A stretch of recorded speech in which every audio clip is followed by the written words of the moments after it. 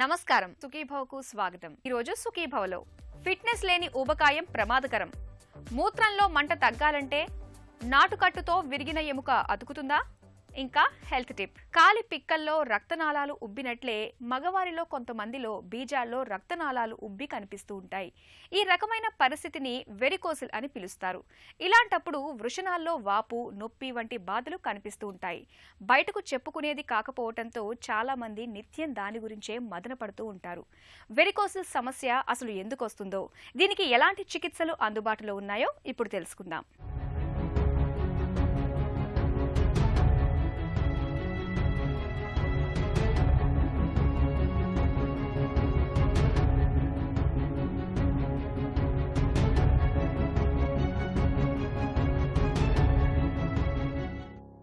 సాధారణంగా చాలా మందికి కాళ్ల పిక్కల్లో ఉండే సిరలు ఉబ్బి పైకి లావుపాటి వానపాముల్లా కనిపించటం చూస్తూ ఉంటాం। వీటినే వెరికోస్ వెయిన్స్ అంటారు।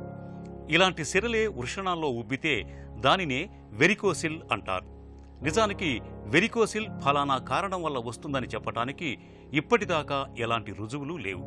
అయితే వృషణాలకు రక్తాన్ని సరఫరా చేసే నాళాల్లో వాల్వులు సరిగా పనిచేయకపోవటం వల్ల నిలిచిపోయిన రక్త సరఫరా కారణంగా సిరల్లో ఉబ్బటం అన్నది సంభవిస్తున్నట్లు డాక్టర్లు చెబుతారు।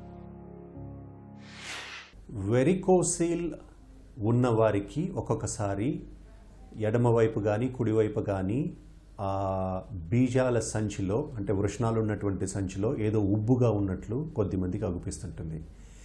రెండో కారణము, కొద్దిమందిలో సాయంత్రానికి అటువైపున లాగినట్లు గుంజినట్లు నొప్పి వస్తూ ఉంటుందన్నమాట।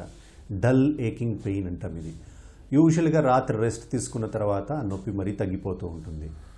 ఇంకొద్ది మందిలో దానివల్ల ఎటువంటి ఇబ్బంది, హాని అనేది ఏమీ ఉండదు।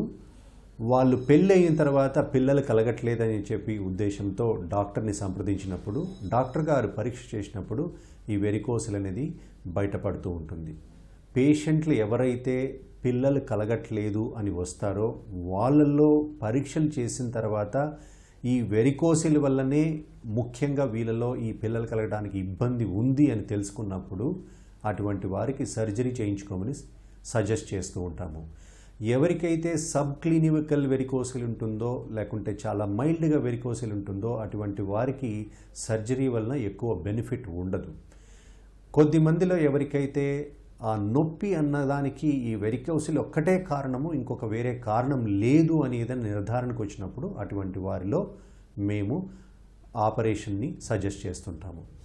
ఇంకొద్ది మందిలో ఈ వెరికోసిల్ అనేది బాగా ఎక్కువ గ్రేడ్ 2, 3 ఆ సైజులో ఉన్నప్పుడు వాళ్ళు మా దగ్గరికి వచ్చినప్పుడు వాళ్ళ వీర్య కణాల పరీక్ష, అంటే సెమెన్ అనాలిసిస్ అనే టెస్ట్ చేసినప్పుడు ఇది సెమెన్ కౌంట్ మీద ఎఫెక్ట్ చూపిస్తుందని తెలుసుకున్నప్పుడు కానీ, లేదా ఈ టెస్టికల్ మీద దాని ప్రభావం వలన ఆ టెస్టికల్ సైజు తగ్గిపోతూ ఉంది, ఆ టెస్టికల్ మెత్తబడుతూ ఉంది అన్న డౌట్ కలిగినప్పుడు కానీ అటువంటి వారికి యాజ్ అ ప్రివెన్షన్ మేము ఈ సర్జరీ అనేది సజెస్ట్ చేయడం జరుగుతుందండి। సాధారణంగా అల్ట్రాసౌండ్ తీసినప్పుడు ఎంతో కొంత గ్రేడ్ వెరికోసిల్ కనిపించటం సర్వసాధారణమేనని చెబుతారు డాక్టర్లు। అంత మాత్రానికే గాబరా పడిపోవాల్సిన పని లేదంటారు। వెరికోసిల్ ఉన్నవారిలో వృషణాల్లో కాస్త అసౌకర్యంగా అనిపించటం, వృషణాల్లో నొప్పి రోజు గడిచే కొద్దీ బాగా ఎక్కువ అవటం, కూర్చున్నప్పుడు నిల్చున్నప్పుడు నొప్పి ఎక్కువ అవటం, పడుకున్నప్పుడు ఆ నొప్పి తక్కువ అవటం కనిపిస్తూ ఉంటాయి। అధిక బరువు ఉన్నవారిలో వెరికోసిల్ కనిపించే అవకాశాలు కాస్త ఎక్కువగా ఉంటాయి। వెరికోసిల్ ఎక్కువ గ్రేడులో ఉన్నప్పుడు అది వీర్య కణాలని తీసుకెళ్లే నాళాల మీద, అలాగే బీజాల మీద కొంతమేరకు ఒత్తిడి కలుగజేసి శుక్రకణాల ఉత్పత్తిని ప్రభావితం చేసే ప్రమాదం ఉంటుంది। అదే జరిగితే అది సంతాన సాఫల్యత అవకాశాలను కూడా కొంతమేరకు ప్రభావితం చేస్తుంది। వెరికోసిల్ని డయాగ్నోస్ చేయటం చాలా సింపుల్। ఒక డాక్టర్ గారు ఈ పేషెంట్ని జననేంద్రియాల్ని పరీక్ష చేసినప్పుడు ఆ వెరికోసిల్ గ్రేడ్ 1 ఉన్నప్పుడు పేషెంట్ని వాల్సాల్వా మాన్యువర్ అంటాం, అంటే పొట్ట ఉబ్బించేసి ఊపిరి బిగబట్టి ప్రెషర్ ఇచ్చితే అప్పుడు డాక్టర్ గారు ఫీల్ చేసేటప్పుడు ఈ రక్తనాళాలు కనిపిస్తాయి, ఫీల్ అవుతాయి। రెండోది, కొద్దిమందికి చాలా ఈజీగానే పేషెంట్ నిలబడుకున్నప్పుడు మనకు ఫీల్ అవుతాయి। మూడో రకంలో డాక్టర్ గారి కంటికి ఇవి కనిపిస్తూ ఉంటాయి, వానపాముల్లాగా ఉబ్బుకొని మనకు చర్మం బయటికి కనిపిస్తూ ఉంటాయి. సో ఈ రకంగా మనము క్లినికల్గానే మెజారిటీ ఆఫ్ ది పేషెంట్స్లో దీన్ని డయాగ్నోజ్ చేయటం అవకాశం ఉంది. వెరికోసిల్ అనేది నిర్ధారణ చేసిన తర్వాత వెరికోసిల్ ఉన్నవారికి ఆపరేషన్ తప్పకుండా చేయాలనే ఒక డెసిషన్కి వచ్చిన తర్వాత దీనికి సర్జరీ అనేది పలు రకాలుగా ఉంది. ఒకటి మామూలుగా చేసేటువంటి ఓపెన్ ఆపరేషన్. ఈ ఓపెన్ ఆపరేషన్లో రెండో రకం మైక్రోస్కోపిక్ వారికోసిలెక్టమీ అని, అంటే మైక్రోస్కోప్ అనేది యూజ్ చేసి ఈ వెరికోసిల్ అనే దాన్ని సర్జరీ చేయటం. మూడో విధానం లాప్రోస్కోపిక్ వెరికోసిలెక్టమీ, అంటే కీ హోల్ ఆపరేషన్ ద్వారా ఈ రకమైనటువంటి ఆపరేషన్ చేయబడుతుంది. ఇంకా నాలుగో రకం ఏంటంటే దీన్ని ఇంటర్వెన్షనల్ రేడియాలజిస్ట్ అనేవాళ్ళు లోపల ఎంబలైజేషన్ అని చేస్తారు. ఈ రక్తనాళాల్ని బ్లాక్ చేయటానికి లోపలికి కొన్ని రకాలైనటువంటి పదార్థాలని ఇంజెక్ట్ చేస్తారు. ఈ అన్ని రకాలైనటువంటి సర్జరీలో మోస్ట్ పాపులర్ అండ్ బాగా ఎఫెక్టివ్గా పేషెంట్కి మంచి చేసేది ఏది అంటే, కాంప్లికేషన్స్ తక్కువగా ఉన్నది ఏంటంటే మైక్రోస్కోపిక్ వెరికోసిలెక్టమీ. ఈ మైక్రోస్కోపిక్ వెరికోసిలెక్టమీలో మామూలు ఓపెన్ ఆపరేషన్ చేసిన విధంగానే కోత ఉంటుంది. ఓపెన్ చేసుకున్న తర్వాత ఆ రక్తనాళాలని ఎగ్జామిన్ చేసేటప్పుడు మైక్రోస్కోప్ ద్వారా ఎగ్జామిన్ చేస్తే పక్కనున్నటువంటి వేరే ఇతరత్ర రక్తనాళాల మీద ఎఫెక్ట్ పడకుండా మనము దీన్ని బాగా సులువుగా ఐడెంటిఫై చేసి ఈ ఏదైతే రక్తనాళాలు ఉబ్బుకుని ఉన్నాయో వాటిని మనం బ్లాక్ చేయడానికి వీలుంటుంది.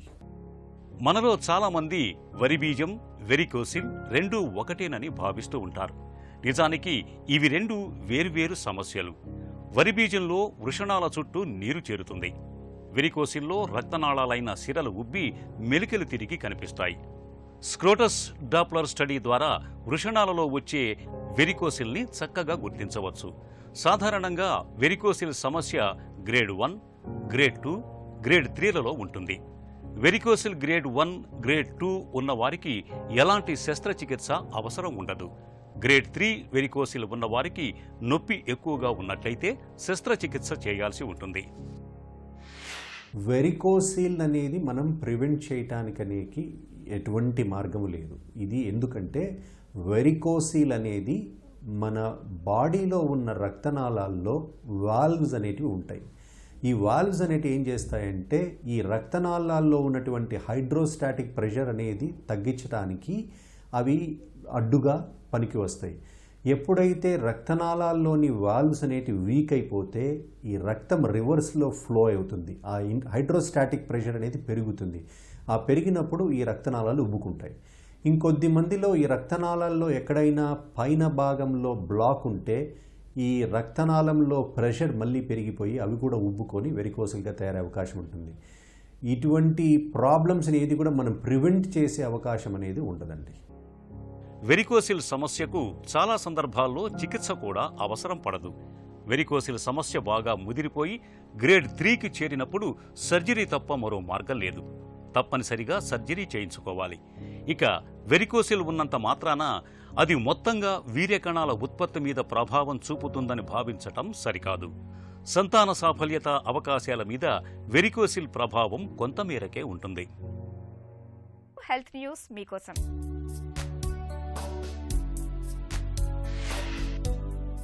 శరీరం నిండా కొవ్వు ఉన్నా పర్వాలేదు, ఫిట్నెస్ ఉంటే చాలు, ఆరోగ్యంగా ఉన్నట్లే అనుకోవటం సరికాదని ఒక తాజా అధ్యయనంలో వెల్లడైంది. ఫిట్నెస్ ఉన్నా లేకపోయినా ఊబకాయం మాత్రం మహా ప్రమాదకరమని స్వీడన్లోని ఉమేనియా విశ్వవిద్యాలయానికి చెందిన పరిశోధకులు ప్రకటిస్తున్నారు. సగటున 29 ఏళ్ల వయసు ఉన్న సుమారు 13 లక్షల మందిపై జరిపిన పరిశోధనలో ఈ విషయాన్ని గుర్తించినట్లు శాస్త్రవేత్తలు చెబుతున్నారు. ఏరోబిక్ ఫిట్నెస్, అకాల మరణ ముప్పు, వీటి మధ్య సంబంధం, ఊబకాయం పాత్ర గురించి పరిశోధకులు అధ్యయనం సాగించారు. ఏరోబిక్ ఫిట్నెస్ ఎక్కువగా ఉన్నవారికి 48% మరణ ముప్పు తక్కువగా ఉన్నట్లు అధ్యయనంలో తేలింది. ఫిట్నెస్ తో ఉన్న ఊబకాయుల కంటే ఫిట్నెస్ తక్కువగా ఉన్న సాధారణ బరువు ఉన్న వ్యక్తులకే మరణ ముప్పు తక్కువగా ఉన్నట్లు మూత్రంలో మంట, మూత్రం పోస్తున్నప్పుడు చురుక్కుమనే బాధ, తరచూ మూత్రానికి వెళ్లాల్సి రావటం ఇవి మామూలు బాధలు కాదు. బయటకు చెప్పుకునే బాధలు అంతకన్నా కాదు. ముఖ్యంగా మహిళల్లో ఈ మూత్రనాళ ఇన్ఫెక్షన్లనేవి నరకాన్ని చూపిస్తూ ఉంటాయి. నీళ్లనెంతగా తాగుతున్నా మూత్రనాళ ఇన్ఫెక్షన్లు తగ్గటం లేదని వాపోతూ ఉంటారు మనలో చాలా మంది. తరచుగా వేధించే మూత్రనాళ ఇన్ఫెక్షన్లను నివారించుకునేందుకు ఏం చేయాలో, నిత్య జీవితంలో ఎలాంటి జాగ్రత్తలు తీసుకోవాలో ఇప్పుడు తెలుసుకుందాం.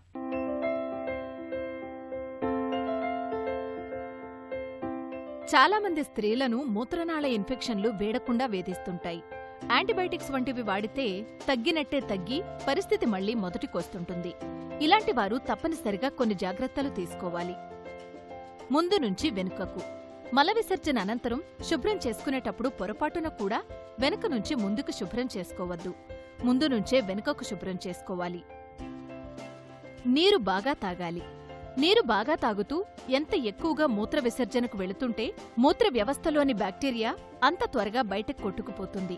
కాబట్టి రోజూ 2-3 లీటర్లకు పైగానే నీరు తాగుతుండాలి. తరచూ విసర్జన. ప్రతి 2-3 గంటలకొకసారి విసర్జనకు వెళుతుండాలి. ఎక్కువసేపు బిగబట్టుకుని ఉండకూడదు. అలాగే సంభోగానంతరం తప్పనిసరిగా మూత్ర విసర్జన చేయాలి. కాటన్ లోదుస్తులు. వదులుగా ఉండే కాటన్ లోదుస్తులే ధరించాలి. దీనివల్ల లోపలికి గాలి ఆడుతూ మూత్రమార్గ ప్రాంతం పొడిగా ఉంటుంది. బిగుతుగా ఉండే జీన్స్, నైలాన్ లోదుస్తులు వేసుకుంటే లోపల చెమట, తడి పెరిగి బ్యాక్టీరియా వృద్ధి చెందే అవకాశముంటుంది. Cranberry juice. రోజూ క్రాన్బెర్రీ జ్యూస్ తాగుతుంటే మూత్రనాళ ఇన్ఫెక్షన్లు తగ్గుముఖం పడుతున్నట్టు అధ్యయనాల్లో స్పష్టంగా గుర్తించారు. జ్యూస్ వద్దనుకుంటే ఎండిన క్రాన్బెర్రీ పండ్లు కూడా తినొచ్చు. ఇలా అన్ని రకాలుగా జాగ్రత్తలు తీసుకోవడం ద్వారా మూత్రనాళ ఇన్ఫెక్షన్లను చాలా వరకు నివారించుకోవచ్చు. ఎముక విరిగినప్పుడు ఆసుపత్రికి వెళ్లటం కంటే నాటుకట్టు వేయించుకోవడానికే మనలో చాలా మంది మొగ్గు చూపుతూ ఉంటారు. మన దగ్గర కొన్ని ప్రాంతాలు నాటుకట్టుకు బాగా ప్రాచుర్యం కూడా పొందాయి. అయితే విరిగిన ఎముకలను నాటుకట్టు కట్టడం వల్ల లేనిపోని సమస్యలు తలెత్తే ప్రమాదం ఉంది. విరిగిన ఎముక సరిగ్గా అతుక్కోకపోవచ్చు, వంకరగా అతుక్కోవచ్చు, లేదంటే ఇన్ఫెక్షన్లు రావచ్చని చెబుతారు డాక్టర్లు. ఫ్రాక్చర్లకు నాటు వైద్యం ఎందుకు మంచిది కాదో డాక్టర్ని అడిగి ఇప్పుడు తెలుసుకుందాం.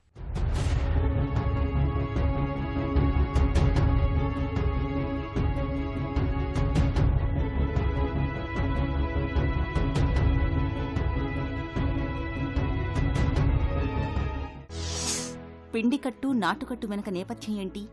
1970 ముందు వరకు ఆర్థోపెడిక్స్లో ఆపరేషన్స్ అనేవి చాలా తక్కువగా జరుగుతూ ఉండేవి. మోస్ట్ ఆఫ్ ది ఫ్రాక్చర్స్కి పిండికట్టు ద్వారా కానీ లేకపోతే టోటల్గా బెడ్ రెస్ట్ ఇవ్వటం ద్వారా కానీ ఎక్కువగా వైద్యం జరుగుతూ ఉండేది. కొంతమంది ప్రజలు ఎవరైతే వారికి దగ్గరలో ఉన్నటువంటి ఆస్థాన వైద్యులు అనేటువంటి వారు కొంతమంది దగ్గరికి వెళ్ళి కొన్ని ట్రీట్మెంట్స్ చేసుకోవటం మనం ఎప్పటి నుంచో చూస్తూ వస్తున్నాం. కొన్ని ప్రదేశాల్లో అమరావతి క్యాపిటల్ ఏరియాలో చూసినట్లయితే అవిశాయపాలెం అని, కొంతమంది చిత్తూరు దగ్గర ఉన్నటువంటి కొన్ని గ్రామాల్లో కానీ, తెలంగాణలోని కొన్ని గ్రామాలకు కానీ వెళ్ళి ఫ్రాక్చర్ అయినప్పుడు కొన్ని రకాలైన నాటు వైద్యాలు తీసుకోవటం మనం చూస్తూ ఉంటాం. ఫ్రాక్చర్లకు నాటుకట్టు ఎందుకు మంచిది కాదు? ఈ నాటు వైద్యాలు తీసుకోవటం మూలంగా వచ్చేటటువంటి నష్టాలు వారికి అవగాహన లేకపోవటం మూలంగా జరిగేటటువంటి ఈ చిన్న తప్పిదం మూలంగా కొన్నిసార్లు మేజర్ కాంప్లికేషన్స్ మనం చూస్తూ ఉంటాం. ముఖ్యంగా ఫ్రాక్చర్ అయిన తర్వాత ఆ పేషెంట్ ఫ్రాక్చర్ ఏ విధంగా ఉంది, ఏ షేప్లో ఇరిగింది, ఎన్ని ముక్కలుగా ఇరిగింది, ఎముక లోపలే ఉందా, చర్మం కూడా డ్యామేజ్ అయ్యి ఎముక బయటకు వచ్చిందా అనే దాని మీద ఆధారపడి ట్రీట్మెంట్స్ ఉంటాయి.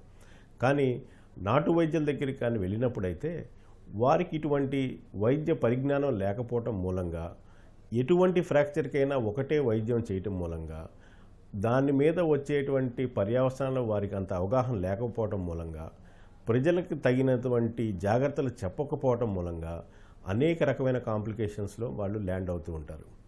ముఖ్యంగా మనం చూసినట్టయితే ఈ పద్ధతులు, నాటుకట్లు కట్టే పద్ధతులు ఒక్కొక్క ప్రదేశంలో ఒక్కొక్క విధంగా ఉంటాయి.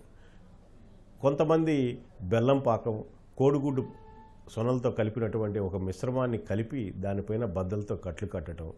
రెండో రకంగా చూసినట్టయితే కొన్ని చోట్ల ఆకులు, అలమలు వేసి బద్దలతో కట్లు కట్టడం. ఇటువంటి రకరకాల ప్రయోగాలు మనం చూస్తూ ఉంటాం. ముఖ్యంగా ఇటువంటి అశాస్త్రీయబద్ధంగా జరిగేటటువంటి ఈ వైద్యాన్ని కానీ మనం గమనించినట్లయితే పేషెంట్స్ చాలా నష్టపోయే అవకాశం ఉంది. నాటుకట్టుతో తలెత్తే సమస్యలు ఎలా ఉంటాయి? ముఖ్యంగా ఈ కట్లు వల్ల వచ్చే నష్టాలు కానీ మనం చూసినట్లయితే, ఎప్పుడైతే ఒక పద్ధతి ప్రకారంగా ఒక కట్టవలసినటువంటి ప్రెజర్ కంటే ఎక్కువగా ఎప్పుడైతే నాటుకట్లు లాగి కట్టడం మూలంగా కట్టుకు ఉన్న కింది భాగంలో రక్త ప్రసారం తగ్గిపోయే అవకాశం ఉంది. రెండవది, పైన గాయాలు ఉన్నటువంటి కేసులు ఏదైతే ఉంటాయో వారికి ఇటువంటి బెల్లము, కోడిగుడ్డు ఇటువంటివన్నీ కలిపిన పదార్థాలు వేసి కట్టడం మూలంగా ఇన్ఫెక్షన్స్ డెవలప్మెంట్ అయ్యి డ్రెస్సింగ్ చేసుకోవడానికి ఛాన్స్ లేని విధంగా ఒకసారి కట్టేస్తే 15 రోజుల తర్వాత తీయటం చూసినట్లయితే చాలామందిలో అక్కడ ఉన్నటువంటి చర్మం అంతా కుళ్ళిపోయి ఇన్ఫెక్షన్ వచ్చి కొంతమందిలో రేరుగా అక్కడ వరకు చేతులు తీసేసిన పరిస్థితులు కూడా మనం చూసాం. ఇవే కాకుండా లాగి కట్టడం, ఒకసారి లాగి కట్టాలి అనే ఒక ఉద్దేశంతో చేసేటువంటి ఈ వైద్యం మూలంగా అవసరం లేని కంటే అవసరమైన ప్రెజర్స్ ఇవ్వటం మూలంగా చుట్టుపక్కల ఉన్న నరాలు డ్యామేజ్ అయ్యి చేతులు కాళ్ళు పడిపోయిన సందర్భాలు చాలా ఎక్కువగా చూస్తూ ఉంటాం. సియామ్ పరికరంతో ఫ్రాక్చర్లకు ఎలా వైద్యం చేస్తారు? సియామ్ అనే పరికరం ఏదైతే ఎక్స్రే ఆపరేషన్ థియేటర్లో ఎక్స్రే పర్యవేక్షణలో ఎప్పుడైతే మనం ఈ ఇరిగిన ఎముకలను జోడించి కడతామో అప్పుడు చేతులు వంకర లేకుండా ఉండే అవకాశం ఎక్కువగా ఉంటుంది. ముఖ్యంగా కట్టినటువంటి నాటుకట్లు మూలంగా మాల్ యూనియన్, నాన్ యూనియన్ అనే 2 థింగ్స్. మాల్ యూనియన్ అంటే వంకరగా అతుక్కుపోవటం, నాన్ యూనియన్ అంటే ఒక్కసారి కట్టు వేసినా కూడా అవి మళ్ళీ అతుక్కోకుండా పోవటం, ఇటువంటివి చాలా కామన్గా చూస్తూ ఉంటాం. ఒకసారి నాటుకట్లు వల్ల ఫెయిల్ అయినటువంటి ఆ ఎముకలు మళ్ళీ వాటికి ఆపరేషన్ చేయడానికి చాలా కష్టతరమైన ప్రాబ్లం. వాటితో చూసినట్లయితే ఎక్కువగా రక్తం పోవటం కానీ ఇన్ఫెక్షన్స్ రావడానికి కానీ ఈ నాటుకట్లు తర్వాత జరిగే ఆపరేషన్లో infection chances 10 to 20% infection chances ఉండటం మూలంగా కానీ, రెండోది వాళ్ళు అప్లై చేసేటువంటి మెటీరియల్స్ అంత స్టెరైల్గా లేకపోవటం మూలంగా కానీ ఇన్ఫెక్షన్ ఛాన్సెస్ చాలా ఎక్కువగా ఉంటాయి. ఒకసారి కట్టు తీసేసిన తర్వాత ఫ్రాక్చర్కి కింద పైన ఉన్నటువంటి జాయింట్స్ టోటల్గా స్టిఫ్ అయిపోవటం మూలంగా ఎంత ఫిజియోథెరపీ చేసినప్పటికీ కూడా వారి చేతులు కాళ్ళు పూర్వ పరిస్థితికి రాలేటువంటి పరిస్థితిలో చాలా వరకు ఉంటుంది. నాటుకట్టు వైద్యంపై ఎలాంటి అవగాహన అవసరం? ఇటువంటి నాటుకట్లు అనే దాని గురించి అవగాహన లేకపోవటం మూలంగా, రెండవది ఆర్థిక ఇబ్బందుల మూలంగా ఇటువంటి కట్లకు వెళ్తున్నారు. ప్రస్తుతం ఉన్న అన్ని గవర్నమెంట్ హాస్పిటల్స్లో ఆర్థోపెడిక్ డిపార్ట్మెంట్ చాలా అద్భుతంగా డెవలప్ అయ్యి అన్ని రకాలటువంటి ట్రీట్మెంట్స్ అవైలబుల్ ఉండటం మూలంగా ప్రతి ఒక్కరూ ఆర్థికంగా ఇబ్బంది ఉన్నప్పటికీ కూడా గవర్నమెంట్ హాస్పిటల్స్లో కానీ దగ్గరలో ఉన్నటువంటి పిహెచ్సిల్లో కానీ వెళ్ళి ట్రీట్మెంట్ తీసుకోవడం మూలంగా ఎటువంటి కాంప్లికేషన్స్ లేకుండా బయటపడే అవకాశం ఉంటుంది. ఇటువంటి నాటుకట్లు అనే విషయం నుంచి ఎప్పుడైతే బయటికి వస్తారో అప్పుడే వారికి 100% ట్రీట్మెంట్ రావడానికి ఆస్కారం ఉంటుంది. ఒక చిన్న చిట్కా మీకోసం. రక్తపోటును అదుపులో ఉంచుకునేందుకు 1 చెంచా తేనె, 1 చెంచా అల్లపు రసం, 1 చెంచా వెల్లుల్లి రసాలను మిశ్రమంగా చేసి రోజు పరగడుపున తీసుకోవడానికి అలవాటు చేసుకోండి. రక్తపోటు చక్కగా అదుపులో ఉంటుంది. సుఖీభవ కార్యక్రమానికి సంబంధించిన మీ విలువైన సూచనలు, సలహాలని వెంటనే మాకు రాయండి. మా చిరునామా Sukhibhava, ETV, Ramoji film city, Hyderabad 501512 లేదా sukhibhava@etv.co.in కు మెయిల్ చేయండి.